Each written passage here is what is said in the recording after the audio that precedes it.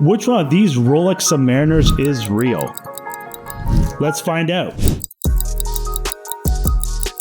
One of the first things to tell if a watch is real or not is going to be the size. They're never going to do Rolex the way Rolex does. As soon as you pick up a real Rolex, you're going to know it's a real Rolex. It's not going to rattle in such a sense. It's going to feel everything tight, crisp, and kind of perfect. When you run your fingers over the edges of a real Rolex, you're going to feel everything matches perfectly in line. You know, these things take over 1.5 to 2 years to make, is what the factory says.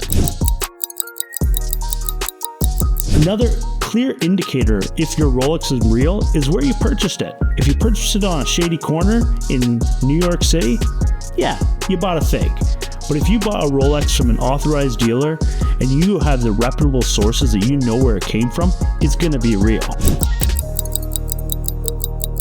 So, Rolex uses what they call their 914L stainless steel, or oyster steel. Oyster steel is going to have a very significant weight difference, and this is why you're going to have a perfect bracelet, very heavy steel. It doesn't scratch the same way as a 316 or 304. Most counterfeit watches are going to be using a very cheap, flimsy steel, and it's not going to feel or have that weight. Another key factor to if your Rolex is real or not is going to be all the markings on the dial. Rolex does an exquisite job at making sure all the writing, the markings, the lume, the engraving in the inner chapter ring is perfect. On fakes, they don't care.